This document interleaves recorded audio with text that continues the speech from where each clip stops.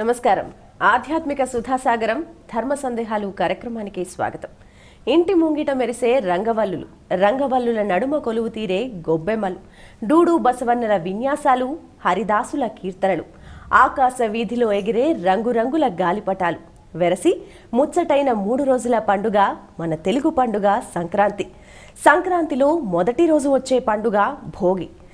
సూర్యోదయానికంటే ముందే లేచి నులువెచ్చని భోగి మంటలు కాల్చుకుంటూ సంక్రాంతికి స్వాగతం పలుకుతూ ఉంటాయి తెలుగు లోగిళ్ళు. మరి ఈ నేపథ్యంలో రేపు భోగి పండుగను పురస్కరించుకొని భోగి పండుగ ప్రాశస్త్యానికి సంబంధించి ప్రేక్షకులు రాసిన అనేక సందేహాలను ఈరోజు ధర్మ సందేహాలు కార్యక్రమంలో సమాధానాలు ఇచ్చేందుకు మనతో పాటు ఉన్నారు ప్రముఖ ఆధ్యాత్మికవేత్త, రచయిత, గ్రంథకర్త శ్రీ మైలవరపు శ్రీనివాసరావు గారు. మరి వారితో మాట్లాడదాం. భోగి పండుగ ప్రాశస్త్యాన్ని వారి మాటల్లోనే తెలుసుకుందాం.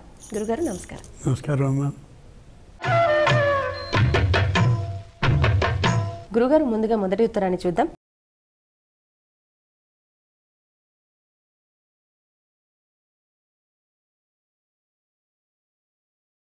భోగి అంటే అర్థమేమిటి, భోగి పండుగ పరమార్థమేమిటి అంటూ శ్రావణి గారు హైదరాబాద్ నుంచి రాస్తున్నారు. గుణి అంటే గుణాలు కలిగినవాడు, మంచి గుణాలు కలిగినవాడు. ధని అంటే 10 మందికి పంచేటటువంటి మంచి మనసు కలిగిన ధనం కలిగినవాడు. లోభి అంటే కేవలం లోభబుద్ధి కలిగి ఎవ్వరికీ ఏమీ ఇవ్వకుండా ఉండేటటువంటి వాడు అని అర్థం. ఇలా భోగి అంటే భోగము కలిగిన అని అర్థం. ఇది పండుగకి సంబంధించిన మాట కాబట్టి భోగి అంటే అందరికీ భోగమును కలిగించున్నది అని అర్థం. భోగం అంటే ఏమిటి? ఆనందం. హృదయంలోంచి తన్నుకొచ్చేటటువంటి ఆనందాన్ని కలిగించే పండుగ రోజు కాబట్టి దీన్ని భోగము కలిగినది, ఆనందాన్ని కలిగించేది, కలిగినది అయిన పండుగ భోగి అని చెప్తారు. ఎక్కడ ఆనందాన్ని కలిగిస్తుంది? గాదెలన్నీ నిండుగా ఉండడంతో ఆ రైతు భలే భోగంతో ఉంటాడు, ఆనందంతో ఉంటాడు. అబ్బా మొత్తం అన్నీ ఎంత చక్కగా నిండాయి అని. ఏ గాజులన్నీ నిండుగా ఉన్నాయో ఆ నిండుగా ఉండడానికి నిండించినటువంటి ఆ ఎద్దు ఏదైతే ఉందో ఆషాఢ మాసంలో తొలకరి చినుకు పడ్డ దగ్గర నుంచి భుజానికి ఆ నాగలి వేసుకుని తరువాత మరో ఎద్దుని కలుపుకుని బండిగా ఏర్పాటు చేసుకుని అప్పుడు భూమిని దున్నింది. ఇప్పుడు ధాన్యాన్ని తీసుకొచ్చి ఆ గాజులన్నిటికీ ఎత్తింది. నా యజమాని నాకు పెట్టినటువంటి తిండికి, నా మీద చూపినటువంటి ఆదరణానికి నేను అమోఘంగా ఈ గాజులన్నింటినీ నింపగలిగాననే ఆనందంతో ఉంటుంది ఎద్దు. ఆ మొత్తం అంతా కోసేసిన తర్వాత ఆ ధాన్యాలు, ఈ గడ్డికి సంబంధించిన మొలకలన్నీ ఉన్నాయో అవన్నీ చూసిన తర్వాత పశుజాతి మొత్తం అంతా భోగంతో ఉంటుంది, ఆనందంతో. మాకు తినడానికి చక్కగా గడ్డి చాలా ఆనందంగా వచ్చింది, ఈ సంవత్సరం మాకు తిండికి లోటు లేదు అని. ఏ ఇంటికి సంబంధించిన గృహిణి ఉంటుందో ఆవిడ ధాన్యం అంతా గాజుల నిండా ఉంది కాబట్టి చక్కటి ధన ఆదాయం కలుగుతుంది. కాబట్టి దీన్ని అమ్మితే ఈ ధాన్యలక్ష్మి ద్వారా నాకు ధనలక్ష్మి వస్తుంది. కాబట్టి కూతురి పెళ్ళికి ఏ నగలని చేయించాలి, ఏ మంచి పట్టు చీరని కొనాలి, ఎంతమందిని పిలవాలి, అంగరంగ వైభవంగా ఎలా వివాహాన్ని చేయాలి అనే ఊహలతో కూడిన భోగం, ఆనందంతో ఆమె ఉంటుంది. అంతేకాదు ఈ పిచ్చుకలు మొదలైనటువంటివి చిన్న చిన్న పక్షి జాతి ఏవైతే ఉన్నాయో వీళ్ళు చక్కగా బాగా దుబ్బు కట్టినటువంటి ఆ కంకుల్ని అక్కడ పెడతారు. మేము ప్రతిరోజు మా యజమాని ఇంటికి వెళ్ళి చక్కగా అలా టక్కున ఖర్చుకుని ముక్కున వెంటనే మా పిల్లలకి అందించవచ్చు. మాకే విధమైనటువంటి ధాన్యానికి కొరత లేదు, తిండికి కొరత లేదనే భోగంతో పక్షి జాతి అంతా ఉంటుంది. ఇలా పక్షి జాతి, పశుజాతి, మానవ జాతి, మానవుల్లో కూడా యజమానులు, గృహిణులు ఇలా అందరూ ఉంటారు. వీరందరితో పాటు మేము ఈ విధమైనటువంటి కళని ప్రదర్శిస్తాం. మాకు వచ్చినటువంటి వినోద కళని మాకాయనకు చక్కగా ధాన్యాన్ని ఇస్తాడు వచ్చేటటువంటి వాళ్ళు. ఉదాహరణకి హరిదాసులు, గంగిరెద్దుల వాళ్ళు, బుడబొక్కల వాళ్ళు, వీళ్ళందరూ కూడా మాకింత ధాన్యాన్ని యజమాని ఇస్తాడు. అందరి యజమానులకి చక్కగా పండింది కాబట్టి మాకు కూడా తిండికి లోటు ఉండదనేటటువంటి భోగంతో వాళ్ళందరూ ఉంటారు. ఇలా అందరికీ సంపూర్ణమైన ఆనందాన్ని కలిగించేటటువంటి పండుగలో మొదటి రోజు భోగాన్ని ఇచ్చేది కాబట్టి భోగి. ఇప్పటి రోజుల్లో నెలకి జీతం ఇంతని ఏర్పాటు చేసుకున్నాం, కానీ ఒకప్పటి రోజుల్లో నీకింత ధాన్యం కొలిచిస్తానయ్యా అంటుండేవారు. ధాన్యమే ధనంగా ఉంటూ ఉండేది ఆ రోజుల్లో. అంచేతనే చాలా సుఖంగా ఉంటూ ఉండేవారు. అంచేత నీకు సంవత్సరానికి ఇంత ధాన్యం, సంవత్సరానికి ఇంత ధాన్యం, సంవత్సరానికి ఇన్ని బస్తాలు కొలుస్తాను అనేవారు. అంచేత అందరూ కూడా మాకు ఈ సంవత్సరం అంతా కొలవడమే కాకుండా బాగా పండింది కాబట్టి మనసు బాగా పెద్దదైనటువంటి మన యజమాని మరికొంత ధాన్యాన్ని కూడా కొలుస్తాడనే ఆనందంతో అందరూ భోగంతో ఉంటారు కాబట్టి దాన్ని భోగి అని అన్నారు. చాలా చక్కటి రోజు మొదటిది. పండుగలో మొదటి రోజు అంత ఉత్సాహంగా ఉంటే ఆ మిగిలిన 2 రోజులు ఇంకెంత ఆనందంగా ఉంటుంది. అందుకని భోగి అని అన్నారు దాన్ని. గురుగారు మరొక ఉత్తరాన్ని చూద్దాం.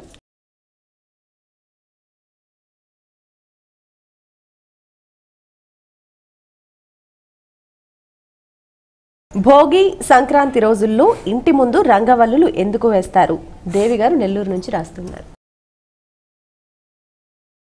చాలా గొప్పవాడైనటువంటి అతిథి కానీ చుట్టం కానీ మన ఇంటికి రాబోతుంటే ఆయన ఊళ్ళో ఎక్కడ దిగుతాడో అక్కడి దాకా మనందరం ఎదురెళ్ళి స్వాగతాన్ని పలికి చిరునవ్వుతో నమస్కారాన్ని పలికి తీసుకొస్తాం. ఈ 3 రోజుల పండుగ ఇంత గొప్పది కాబట్టి ఆ వచ్చేటటువంటి రోజుకి సరిగ్గా నెల వెనుక రోజుల నుంచి రంగవల్లులు నేల మీద వేస్తారు. దాని పేరు రంగవల్లి.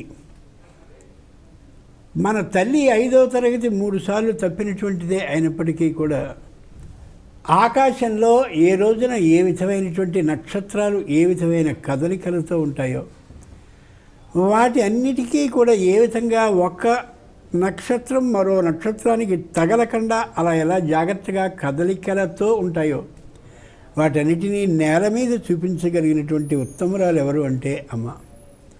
ఖగోళ శాస్త్ర ఉపాధ్యాయునిలా నేల మీద ఆ రంగవల్లుని ఆవిడ వేస్తూ ఇలా ఉంటుందిరా ఈ రోజున ఆకాశం, ఇలాంటి నక్షత్రాలు ఇక్కడ ఉంటాయి, నక్షత్రాల మధ్యలో అలా అలా అలా అలా చక్కగా మంచి వంపులతో ఒక గడిలో ఒక చుక్క మాత్రమే వచ్చేలాగా వేస్తుందంటే ఎంత గొప్ప విశేషం. ఇంకో విశేషం ఉంది. ఆకాశానికి నేల ప్రతిబింబం. అంచేత నేల మీద ఇలా పేడతో అలికినటువంటి నేల ఆకాశానికి సంకేతం. దాని మీద పెట్టేటటువంటి చుక్క ఏదైతే ఉందో అది నక్షత్రానికి సంకేతం. అంచేతనే తెలుగులో వాడు చుక్కలు చూపించాడురా అంటాం. చుక్క అంటే నక్షత్రం.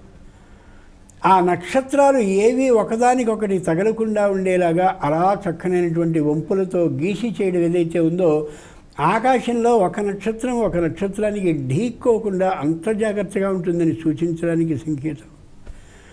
నేల మీద వేయబడేటటువంటి ఏ రంగవల్లులు ఉన్నాయో ముగ్గులైతే ఉన్నాయో అవి 4 వైపులా చూస్తే సమానంగా ఉంటుంది. మళ్ళీ మధ్యలో చక్కటి ముగ్గు ఉంటుంది.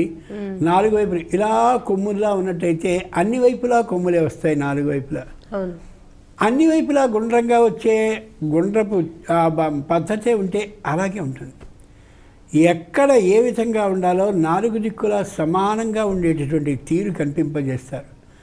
భగవంతుడు ఎంత గొప్పవాడంటే నేల 4 చెరగులా ఒకే విధంగా ఉండేలా చూసేటటువంటి సమదృష్టి కలిగినటువంటి వాడని సూచిస్తుంది. నేల మీద వేసేటటువంటి ముగ్గులు సామాన్యమైనటువంటివి కాదు. ఆడపిల్లకి మొట్టమొదటిగా తల్లి నేర్పేటటువంటిది 3 అడ్డంగా 3 నిలువుగా పెట్టేటువంటి 9 చుక్కల ముగ్గు. ఆ 9 చుక్కల ముగ్గుని జాగ్రత్తగా అలా మనం పరిశీలిస్తే అన్ని చుక్కలకి మధ్యలో ఉండేటటువంటి చుక్క సూర్యగ్రహానికి సంబంధించింది. ఆ 9 చుక్కలు నవగ్రహాలకి సంకేతం. సూర్యుడు ఇలా తూర్పు వైపుకి చూస్తూ ఉంటే ఆ సూర్యుని వెనుకగా అలా వెళ్ళి ఆ కుడివైపుకి వెళితే పైనుండేటటువంటిది శశి చంద్రుడు. ఆ చంద్రుడికి కిందుగా కానీ మనం చూసినట్టయితే ఆ కింద ఉండేటటువంటిది మంగళ కుజగ్రహం. ఇలా జాగ్రత్తగా మనం పరిశీలించి చూస్తే ఏ గ్రహం ఎక్కడుందో మనకి స్పష్టంగా తెలియచేయగలిగింది కేవలం 9 చుక్కల ముగ్గు. ఇంకో మాట కూడా మాట్లాడుకుంటే ఆ ఉండేటటువంటి సూర్యగ్రహం ఎక్కడుంటుందో అక్కడ కుంకుమతో నింపుతారు.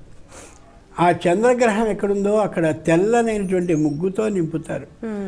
ఏ గ్రహం ఏ రంగులో ఉంటుందనేది అమ్మ కేవలం నేల మీద బొమ్మ వేసి చూపిస్తుందంటే ఆనాటి సంప్రదాయం ఎంత గొప్పది ఆలోచించి చూడాలి.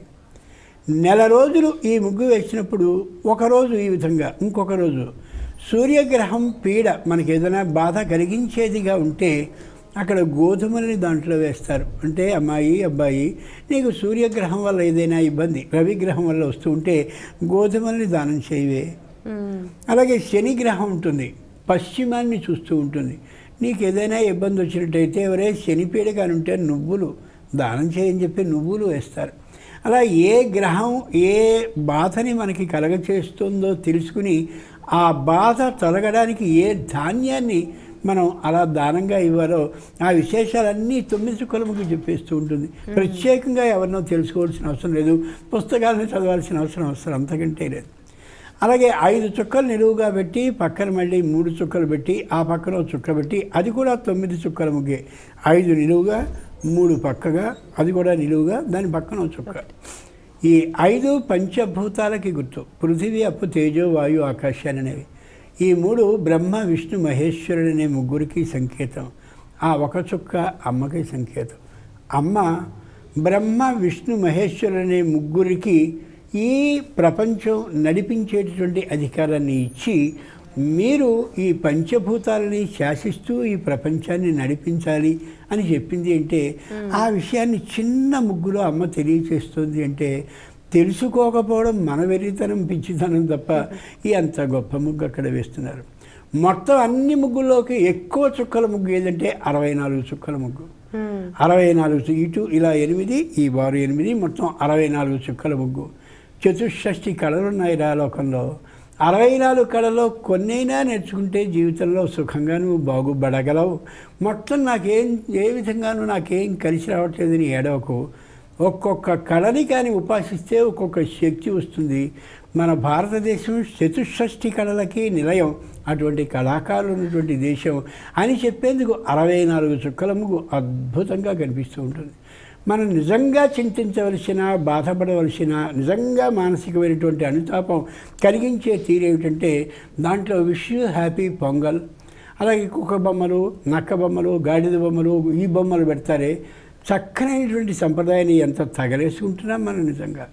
నిజంగా చక్కగా ఉన్నటువంటి తల్లిదండ్రులు ఇచ్చినటువంటి ఆస్తిని అనవసరమైన వాటి అన్నిటికీ కానీ పాడు చేసేసినట్టయితే ఆ పిత్రార్జితం అలాగే ఆ పై ఉండేటటువంటి వాళ్ళు ఇచ్చినటువంటి సంపదని సరైనటువంటి పద్ధతిలో మనం ఖర్చు పెట్టుకోకపోయిన పక్షంలో ఎంత తప్పు చేసిన వాళ్ళం అవుతామో. అలా ఈ బొమ్మల్లో ఈ విధమైన బొమ్మ రాయడం లేకపోతే ఏవేవో చిత్రమైనటువంటి పేర్లు రాయడం ఇవన్నీ వెకిలి చేష్టం తప్ప నిజమైనటువంటి మాట కాదు. ఎవరికి బాధ వచ్చినా సరే ఖచ్చితంగా సంప్రదాయాన్ని పాడు చేస్తున్నందుకు ఈ మాట అనుకోవాల్సిందే. చక్కనైనటువంటి ముగ్గులు పెట్టడం ఎంత గొప్పది. అంచేతనే రంగ వల్లులు ఆకాశంలో ఏదైతే ఉందో దానికి సంబంధించిన వల్లులు గీతలు అలా తీగలుగా వేయడం అని అర్థం. ఎంత కష్టమైనటువంటి విధానమో అంత గొప్పది రంగవల్లులు. మరి మరొక ఉత్తరాన్ని చూద్దాం. సూర్య గారు తెనాలి నుంచి రాస్తూ ఉన్నారు.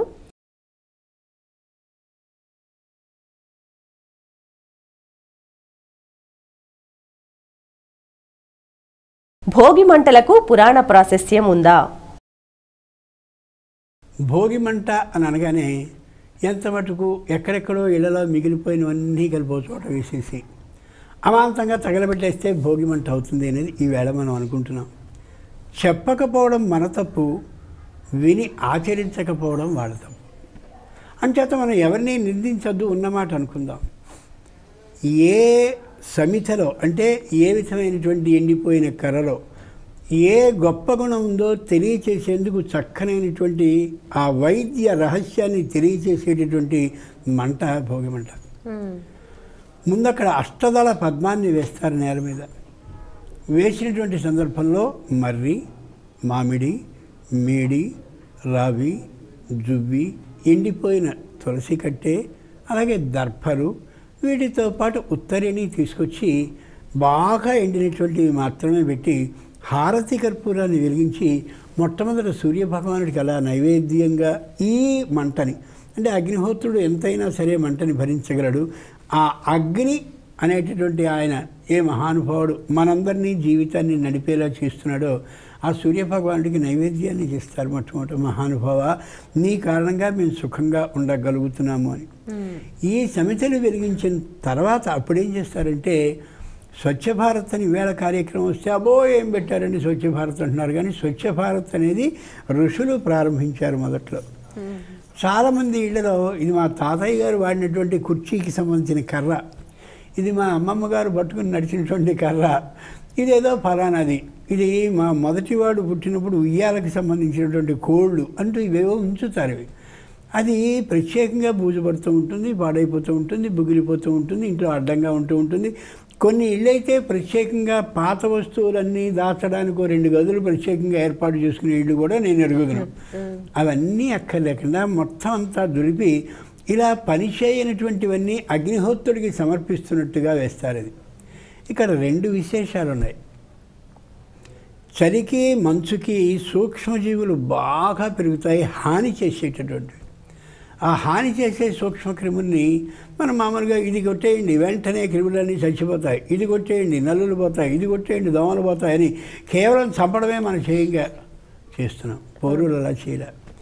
ఏదైతే ఇట్లాంటి చక్కనైనటువంటి మంట మనం వెలిగించామో ఆ వెలిగించిన మంట వేడిమికి ఆ రంగుకి ఆకర్షింపబడి హాని చేసే క్రిములన్నీ వాటంతటా అవే చచ్చిపోతాయి. మనం వాటిని ఏం పిలిచి చంపేయటల్లా లేదు, వాటికి ఏదో ఒక రసాయనానికి సంబంధించిన పదార్థాన్ని చల్లి చంపేయటలా, కేవలం ఆ మంటకి ఆకర్షింపబడి అవన్నీ పోతాయి. ఇది ఒక విశేషం. రెండోది, విపరీతమైనటువంటి వేడిమి అలా వచ్చిన కారణంగా వాతావరణం అంతా కూడా ఆ ఉష్ణమయమైపోయి సుఖంగా ఉంటుంది. మూడవది అతి ముఖ్యమైన విశేషం ఏంటంటే, ఓ జనులారా, ఈవేళ ఇక్కడ మనం వంట వేస్తున్నామే, ఇలాంటి మంట కొత్తదైనటువంటి మంటగా రేపు సంక్రాంతి నాడు సూర్యుడు వస్తాడని. సూర్యుడు దక్షిణాయనం నుండి ఉత్తరాయణానికి వస్తాడు కాబట్టి ఇప్పటి వరకు చల్లగా కొద్దిగా ప్రకాశించకుండా మంచు చలితో అదో విధంగా ఉన్నటువంటి వాడు రేపటి నుంచి తన వేడిమిని పెంచుకుంటూ వెడతాడు. రేపు కొత్త సూర్యుడు రాబోతాడు, ఇదిగో ఈ మంటలాగా. గుర్తుంచుకోండి, నిన్నటి వరకు ఇక్కడ మంట లేదు, ఈవేళ వేశాం. ఇలాంటి మంట మండించే సూర్యుడు రాబోతున్నాడు కాబట్టి మీ అందరికీ ఉష్ణ వ్యాధులు వచ్చే అవకాశం ఉంది. అంటే వేడి చేసినందువల్ల శరీరానికి రాబోయే వ్యాధులన్నీ కూడా నివారించుకునేందుకు తగిన ఔషధాలను సిద్ధం చేసుకోవాలి. 2, ఆ ఉష్ణ వ్యాధులు రాకుండా ఉండే తగిన జాగ్రత్తలతో మీరు ఉండాలి అని సూచిస్తుంది ఆ భోగిమంట. ఎంత గొప్ప ఆలోచన కలిగినటువంటిది. పైగా వేసేటటువంటి ఇందాక అనుకున్నాం 8 ప్రత్యేకమైన సమిధలు, అష్టదళోపరివేష్టితలింగం అంటే ఇవి అష్టదళాలు, దీనికి సంబంధించినటువంటి దళాలవి, ఆ దళాలని వేసేటటువంటి కర్రలు. కాబట్టి ఈ 8 కర్రల్లో అంటే 8 సమిధల్లో ఏ విధమైనటువంటి ఆరోగ్య రహస్యం ఉందో గమనించుకొని మంచి హోమాలను కానీ వీటితో మీరు చేసుకుంటే మానసికంగాను శారీరకంగాను కూడా మీరు సుఖంగా ఉండగలుగుతారని తెలియచేసే పరమార్థం ఉన్నటువంటి చక్కనైన మంట భోగిమంట. కొంతమంది వెకిలితనంతో రబ్బరు టైర్లు వేసేవాళ్ళు ఉంటారు, అలాగే ఎండిపోయినటువంటి అవేవో వేస్తుంటారు. వాటన్నిటినీ కానీ మానేసేసి నిజమైనటువంటి ఋషులు చెప్పిన విధానాన్నే కానీ మనం ఆచరిస్తూ ఉంటే మనకి మనసు ప్రశాంతంగా ఉంటుంది, వాతావరణ కాలుష్యం కూడా ఉండే అవకాశం ఏమాత్రము ఉండదు. మనకు ఉత్తరాన్ని చూద్దాం గురుగారు. వరుణ్ గారు విజయవాడ నుంచి రాస్తూ ఉన్నారు.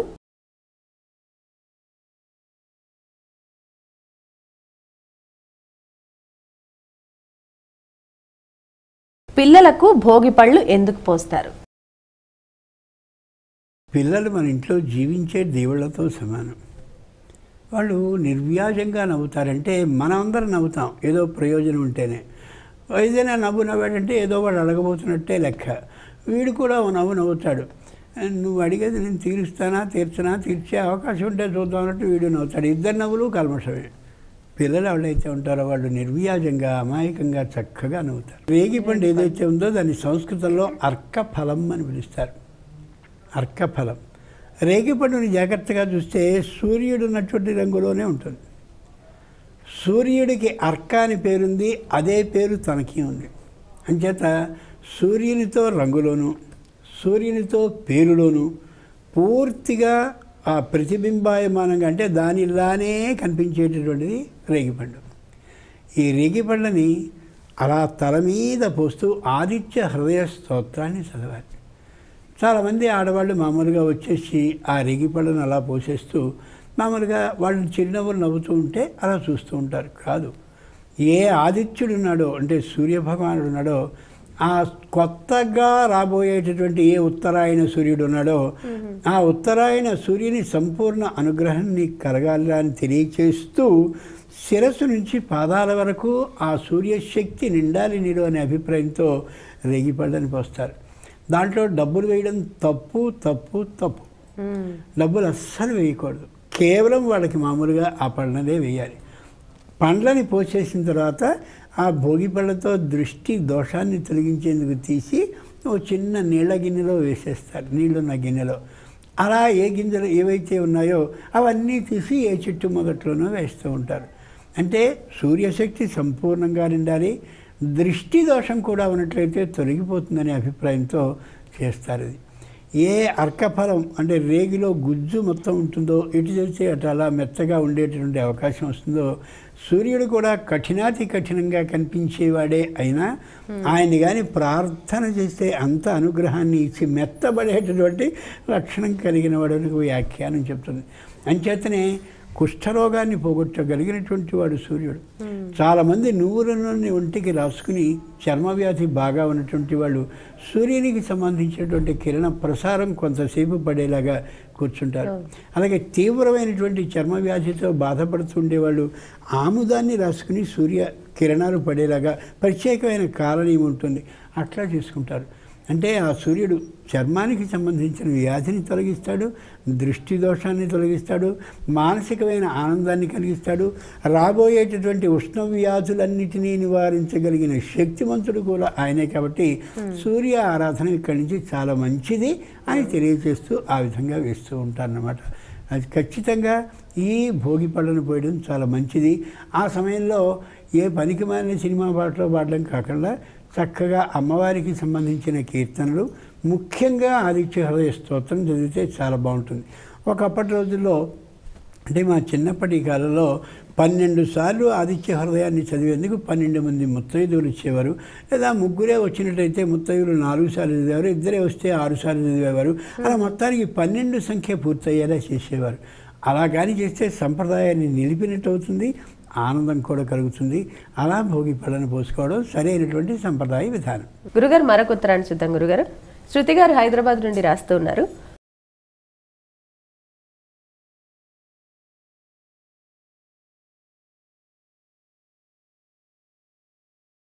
భోగి రోజున ఏ దైవాన్ని ఆరాధించాలి, ఏ నైవేద్యాలు నివేదించాలి అని.